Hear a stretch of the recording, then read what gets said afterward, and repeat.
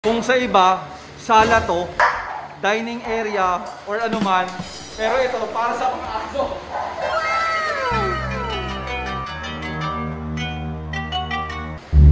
Parang yun yung babae. Lakas mo matok ng dede, oh. Parang kang hindi babae, eh. Hi guys! Welcome back to our channel! Sa mga hindi pa nakaka-subscribe, please subscribe. Sam Walastik. And yan wala stick. And kasama namin si Sailor Moon!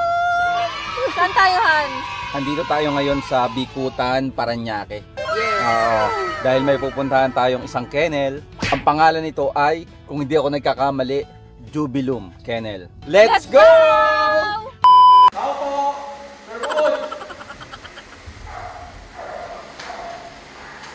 Sir, Welcome to Jubilum Legends Kennel.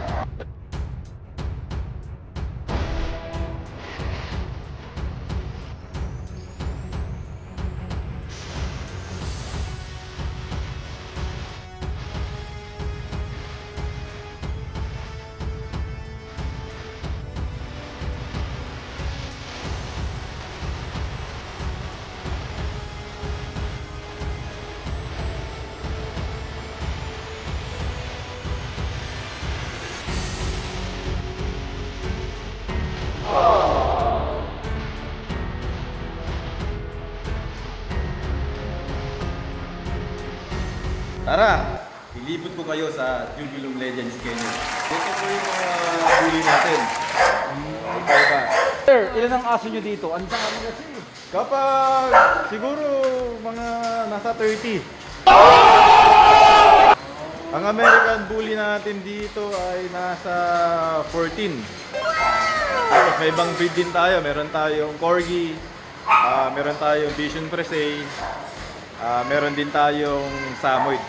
So yan po yung Samuyed, yung ano, di ba, yung kamukha ng Alaskan Malamute. Itong mga ito, exo, karamihan exo, may mga correct American Bully tayo. Yung puti na yun, correct American Bully yun. Ito po, exotic to. Anak din po ito ni Veneno. So tatay po nito si Veneno rin. Right na. Ito ang American Bully nyo. Ito, American Bully. Kulay-pula yung mata. Ito, American Bully. Ang pangalan po niya ay Violet. So violet kasi lilac siya. Lilac, ang kulay niya is lilac white. Kung sa iba, sala to, dining area, or anuman. Pero ito, para sa mga aso. Napakalaki ng bahay na to para sa mga aso lang. Ito yung ano natin, sample Vision Frise. Anong pangalan ulit, sir? Vision Frise. Vision per se. So itong Vision Frise, meron akong 7 na females. Meron ako isang stud na male. So itong Vision Frise, napakaano ngayon. In demand, so kahit natuta ka lang sa pinost mo, nag-aagawan. Nasa magkano range nito, sir? Ang benta ko ngayon ng Vision Frise, kapag male siya is 33,000. Okay. Kapag female, 38,000. Eh, yung stud niya, sir? Ang stud, mura lang ang stud ng Vision Frise, 44,000. Okay. Kaya maraming may gusto dito kasi sa Metro Manila, ang space natin is condo, Yes. apartment. Ay, isa pang maganda sa kanya, hypoallergenic siya. So, hindi siya naglalagas. So, kahit kung may asthma, so pwede siya. Kasi ito yung corgi natin na ano. Ito in-hit. Ang ganda, sir. In-hit tong dalawang corgi na to. So, ito, na-stud na kahapon. So, ito, ipoprogesterone natin ngayon. Malalaman natin kung kailan yung dapat i-stud. Kailan yung peak niya. Ang aso kasi, dapat ilalagay natin siya sa lugar na hindi siya na-stress. Ibig sabihin, dapat wala siya nakikitang mga pusa, tao, ibang tao. Kasi pag nakakita, kumakahulyan, tumatayo-tayo, na-stress. So, hiniwalay natin sila pagka-stud. So, ito po yung natin. Pregnant dog rule. Meron tayong dalawang buntis ngayon, Corgi at saka Samoyed. So, ito yung Corgi natin na buntis. So, manganganak siya sa first week of February. So, malaki na yung tiyan niya. Laglag na yung Dapat dito para hindi na stress. So in 2 to 3 weeks time, mga anak na po itong corgi natin. So itong Samoyed natin, may stud siya last Christmas, actually Christmas. Sir, ang ganda, no? Ang ganda, oh. Sobra. Kala mo, ano siya? So ngayon naman, so after ito, yung mga pregnant, so mga anak na, pasyal ko kayo dun sa whelping natin sa second floor. Pasyal ko kayo. Tara guys!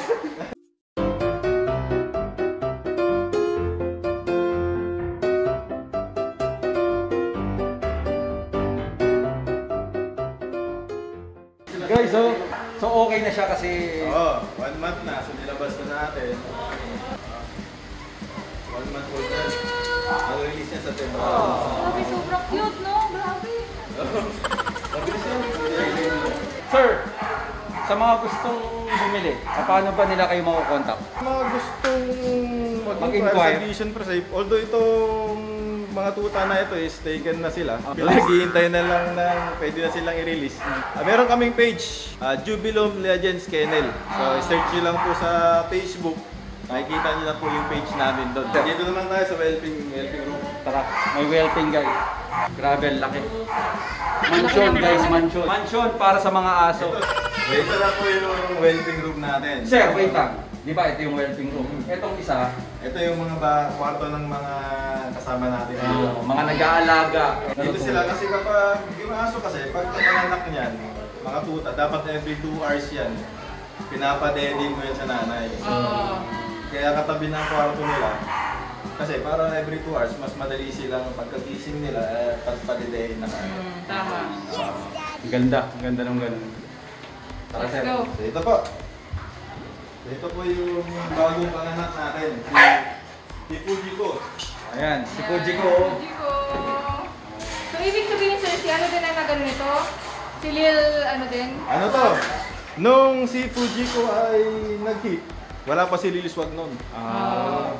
Ginamit muna natin si base ni Butch Villanueva. Okay. Si base is a Babe San. Magkano yung stud nun sir? So, ang stud niya, nanalo tayo sa raffle niya eh. May raffle pala. So yun, so Nakalibre sir. ano, 10,000 lang. So ang stud ni Babe is 60,000, ni base is 60,000. Big blood. So nung medyo sinwerte tayo, so 10,000 10,000 na. 10,000 lang. Yung lock-in fee, yun lang yung binayaran natin. Ito siya, pag titingnan mo siya, mas maganda yung kulay niya. So pag titingnan mo yung katawan niya, muscular. Tapos yung height niya nasa 11 inches ko. Pero 11 inches, ibig sabihin micro ba siya, no? So kasi kapag less than 13, Micro, eh. micro na yun. Opo. Ito yung ano natin, incubator natin, meron tayong dalawa. So pagkapanganak, nilalagay po natin dito sa incubator. Magkano yung opinion mo dyan sir? Sa incubator? Nasa 20, 25? Ganyan, mga 20 or 25. Tapos meron pa isa tayong incubator, mas mura. Ganyan din yung itsura sa FBR, no? Matagal daw yun sa kanila, eh. Ito, mas mura ito, nasa 8,000. Nasa dalawang incubator natin. Kasi kung minsan nagsasabay. So sir, pag nanganak, So lagay natin dito, nasa 2 to 3 weeks, lalagay natin dito. Pag nakikita natin na pwede na, medyo malakas na, maliksi na, nilalabas na natin sila. So ito, ang mga babies ni Fujiko, 3 weeks na. So ito po sila. Apat sila, sir. Apat sila. So 3 lilac at saka isang choco. yan ay available yan guys. Available yan. Di ba sir? Oo. Pero yung female na, siguro i-out ko dito yung male. Ilan ang male and female dito, Tatlo sir? yung male dito, isang female. Marami nang tumatawag sa akin, nag-chat na gusto lang mag-reserve. Kaya lang sabi ko, hintayin ko munang lumaki. Kasi hindi ko pa hindi ko pa rin alam kung magkano kung may presyo. Kasi yun ang nakita ko sa bully. Sa pagbubuli. Sa exotic bully. Unlike yung other breed ko, Corgi, Bichon, may standard. Parang hindi nagkakalayo ng presyo eh. Yes, yun lang siya. Nag-range lang siya. May range eh. Itong bully kasi iba eh. May mga mabibili ka ng mura, may mga mabibili ka talaga ng mahal. So iba-iba. Itong si Fujiko, naglalabas ng ano no. Ng Yung lilac. father, yung Oo. babe son. Actually kasi, nung binreed ko yan itong pag-breed ko kay Fuji ko kasi, this is a plant breeding. Ibig sabihin, kapag plant breeding, kapag mag-breed ka, may vision ka na. Oo, yun nga. Na tinitignan mo na kung ano yung possible puppies na ilabas, ano yung itsura ng puppy. Oo. So, pag-aaralan mo yung characteristics ng dam mo, pag-aaralan mo yung characteristics ng dam mo, ng sire, na possible sire, para kapag nanganak si dam, medyo tugma dun sa vision mo. Although hindi naman 100% na nasusunod, pero dito sa breeding na to, sinuwerte tayo. So yung vision natin, nung pinagbangga natin sila, sa tingin ko, nakuha naman natin. Sir, ang color ng father nila, sir, yung sire, anong color? Ang color ni base is lilac. Kaya pala tatlo, no? Tama-tama po, panoorin natin silang dumedi. Padede, talaga. Sanitize first. So, sir, pag 3 weeks na yung puppies, every what hour? Interval. 2 hours, 2 to 3 hours pa hours. rin. Okay. 2 to 3 hours. Tapos, sinusimulan na namin introduce sa solid, pakunti-kunti. Siyempre, ang ilalagay yung nanay, hindi yung mga papi sa nanay. Fujiko! Fujiko! Nagugutom na sila. Fujiko. Swerte nyo, puppies, 4 lang kayo eh. Maraming dede eh. Sir, Oo. wala akong mamatay. 4 lang talaga. Mayroong isa. So, 5 lahat. Oo, 5 yan. Ang cute, no? Legit ano?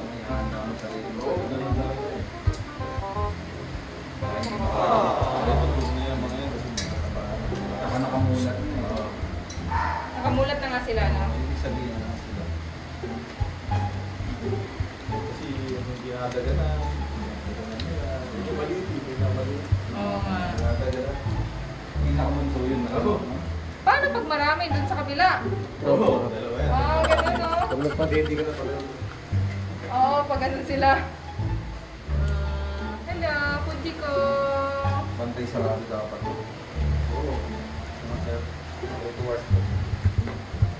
Fujiko. Cesarean din ba to, sir? Oo, si Sari yan. Yung babae. Yun yung babae. Oh, ang lakas mong matak ng dede, oh. Parang kang hindi babae, eh. Ayun, oh. Tingnan mo yan. Oh, sobrang cute. Uy, mali na yan. Kung bumalik. Sir, ano po to, sir? Bakit may ganito? Ito, ang tawag dito is foam egg crate. So, sa bully kasi, exotic at American bully, o kahit na ano pang breed, pero very common sa American bully, tsaka exotic bully. Kasi mabibigat sila. Okay. Meron tayong tinatawag sa mga aso na swimmer syndrome. Ibig sabihin, swimmer syndrome, pag lumaki sila, yung paa nila sa likod ay hindi nila masyado na bang. Kaya naka-split eh, di ba? Yung mga split, yun, swimmer syndrome ang tawag doon. So, habang bata pa, Dito ilalagay dapat. natin ng ganito para iwas na magkaroon sila ng gano'n. Kasi kapag naglalakad yan, meron silang sinisipa. So, nadidevelop yung muscles nila. Doon sa paa nila sa likuran. So, pag Lalo na lumaki pag sila, micro, maliit eh, no? maliit, tapos mabigat yung katawan. So, prone sila sa swimmer syndrome. So, para maiwasan yun, habang bata, lalagyan na natin Pero ng sir, ganyan kung para halimbawa, exercise. na gano'n, lumaki na, makakokorek pa ba? Mahirap na makorek. Mas lalo kapag malaki na talaga. May mga gano'n na kahit yung lakad nila, doon na kukuha.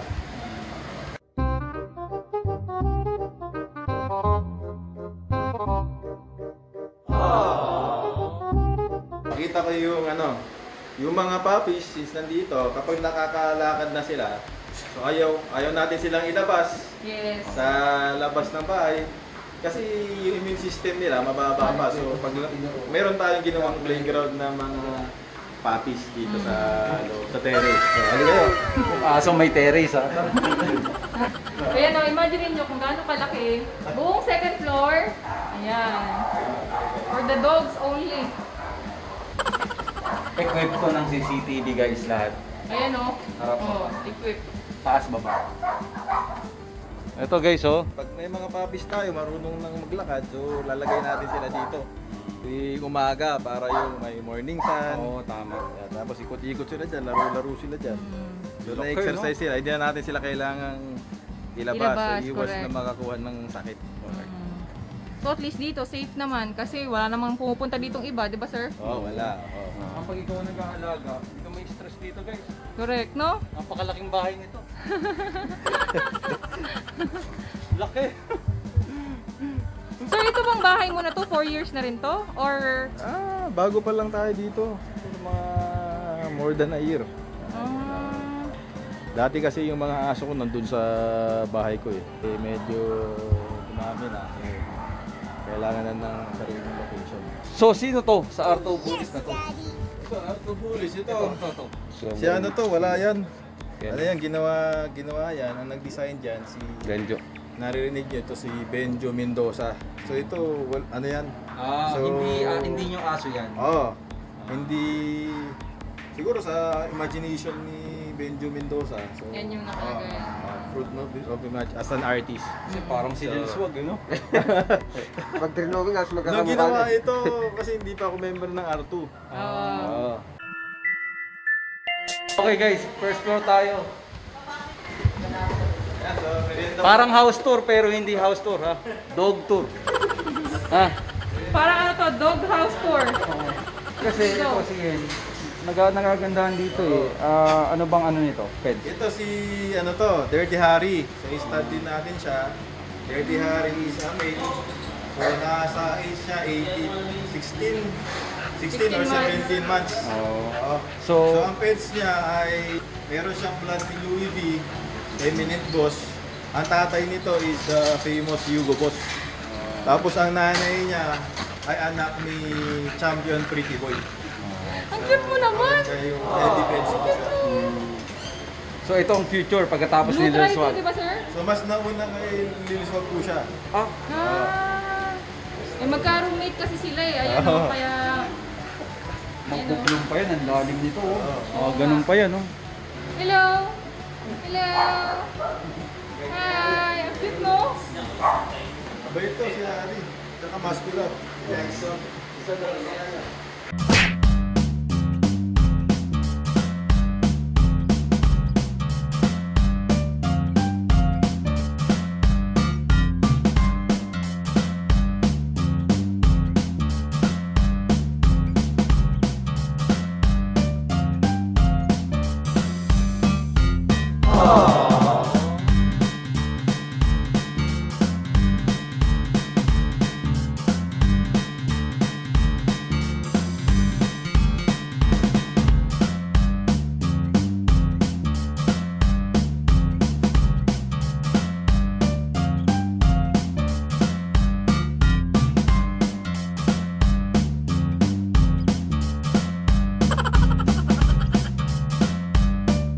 Sailor Moon! Ayan, dinala namin si Sailor Moon! May playground siya! Sailor Moon! First time niya na malagay sa cage. Kanina, nilagay namin sa doon, no? Ngayon, nandito siya, oh. Sailor Moon! Sailor Moon! Sailor Moon with kids. Sailor Moon with kids. First time ni Sailor Moon sa cage. Ayan o, hindi siya natatakot sa dog o. Hello! Ito po, the star of Jubilum Legends kayo. Ito, si Lil Swag. Ayan. May nabigay kasi yung aso niya eh. Bigay.